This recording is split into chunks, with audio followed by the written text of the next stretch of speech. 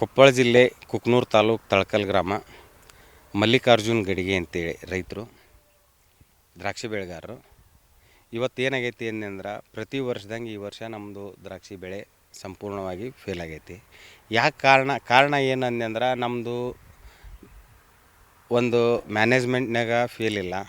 Management ಅಂತರೂ ಏನು ತೊಂದರೆ ಇಲ್ಲಾರ್ದಂಗೆ ನಾವು ಅಗದಿ ಮಕ್ಕಳನ್ನ ಹೆಂಗೆ ಜೋಪಾನ ಮಾಡ್ತೀವಿ ಹಂಗತೆ ಇವತ್ತು ನಾವು ದ್ರಾಕ್ಷಿ ಜೋಪಾನ ಮಾಡೀವಿ. ಇವತ್ತು ಏನಾಗ್ಬಿಟ್ಟೈತಿ ಅಂದ್ರೆ ಹವಾಮಾನ ಈ ವರ್ಷ ಜಾಸ್ತಿ ಮಳೆಯಾಗಿ ಹವಾಮಾನ ವೈಪರೀತ್ಯವಾಗಿ ಚಾಟ್ನಿ ಟೈಮ್ನಾಗ ನಮಗೆ ಬಿಸಿಲು ಜಾಸ್ತಿ ಬೀಳಲಾರ್ದಕ್ಕೆ ಪತ್ರ ಹರಿತಿನ ಕ್ರಿಯೆ ಮೂಲಕ ಗಿಡಗಳ ಎಲೆಗಳಿಗೆ ಆಹಾರ ಒದಗಲಿಲ್ಲ. ಮಳೆ ಜಾಸ್ತಿ ಆದ ಹೊತ್ನಾಗ ಏನಾಯಿತು, ಬೇರುಗಳ ಬೆಳವಣಿಗೆ ಪೂರ್ಣ ಕುಂಠಿತಗೊಂಡವು. ಹವಾಮಾನದಾಗ ಏನಾಗೈತಿ, ಸಾರ್ವಜನಿಕ ಸ್ಥಿರೀಕರಣ ಜಾಸ್ತಿ ಐತಿ. ಹಾಗಾಗಿ ಇವತ್ತು ಏನಾಗೈತಿ, ದ್ರಾಕ್ಷಿ ಗೊನೆ ಬಂದವು. ಬಟ್ ಏನಾಗೈತಿ ಅಂದ್ರೆ ಕರ್ಗಾಕತ್ತವು. ಯಾಕೆ ಕರ್ಗಾಕತ್ತವು ಅಂತ ವಿಜ್ಞಾನಿಗಳನ್ನ ಕೇಳಿದ್ರೆ ಸಾರ್ವಜನಿಕ ಹೆಚ್ಚಾಗೈತಿ ಅಂತ ಹೇಳ್ತಾರೆ. ಬಟ್ ಏನಾಗೈತಿ ಅಂದ್ರೆ ಅವ್ರು ಹೇಳೋದನ್ನು ಒಪ್ಕೋಬೋದು. ಇವತ್ತು ನಾವು ನೈಟ್ರೋಜನ್ ಡೈಆಕ್ಸೈಡ್ ಇವತ್ತು ಹವಾಮಾನದಾಗ ಇವತ್ತು ನಾವು ಮೊಬೈಲ್ನಾಗ ಚೆಕ್ ಮಾಡಿದ್ವಿ ಅಂದ್ರೆ 3-4% ಮೇಲೆ ಹೋಗಕತ್ತೈತಿ. ಅದು ನಮಗೆ 1-2% ಇತ್ತಂದ್ರೆ ಏನು ಪ್ರಾಬ್ಲಮ್ ಆಗ್ತಿರಲಿಲ್ಲ ಅಂತ ಅಂದ್ಕೊಂಡೀನಿ. ಇದಕ್ಕೆ ಸರ್ಕಾರ ಒಂದು ಸ್ವಲ್ಪ ಮುತುವರ್ಜಿ ವಹಿಸಿ ದ್ರಾಕ್ಷಿ ಬೆಳೆಗಾರರ ಹಿತ ಕಾಪಾಡುವಲ್ಲಿ ಎಕರೆಗೆ ಒಂದು 3 ಲಕ್ಷ ತನಕ ಖರ್ಚು ಮಾಡಿರ್ತೀವಿ. 2.5-3 ಲಕ್ಷ. ನಾವು ಖರ್ಚು ಮಾಡಿದ್ದು 2 ಲಕ್ಷ ಬಂದ್ರೆ ಸಾಕಾಗೈತಿ. ಇದ್ರಾಗ ಅಷ್ಟು ಬರೋದಕ್ಕೆ ಕಷ್ಟ. ಸಹಾಯ ಮಾಡಬೇಕು. ಸರ್ಕಾರ ಇದ್ರಾಗ ಮಧ್ಯಸ್ಥಿಕೆ ವಹಿಸಿ ಸ್ವಲ್ಪ ರೈತರನ್ನ ಹಿತ ಕಾಪಾಡಬೇಕು.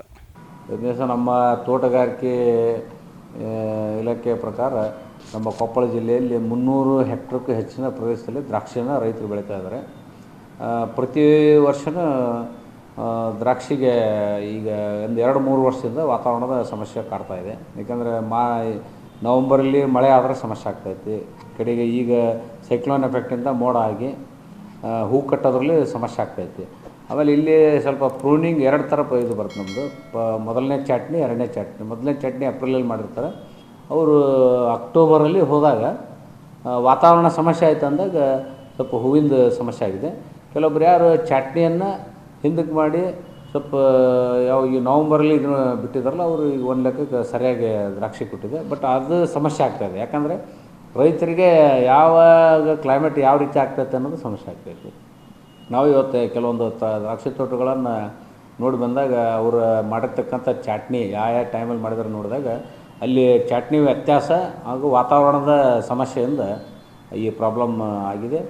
ಬಟ್ ಮುಂದಿನ ದಿನಗಳಲ್ಲಿ ಇದನ್ನು ನಾವು ಈ ಚಾಟ್ನಿಯನ್ನು ಸ್ಟಡಿ ಮಾಡಿ ಅದರ ಮೇಲೆ ನಾವು ರೈತರಿಗೆ ಈ ವಿಚಾರವನ್ನು ತಿಳಿಸಿ ಈ ಸಮಸ್ಯೆಗಳು ಆಗಲಾರ್ದಂಗೆ ನೋಡ್ತೀನಿ.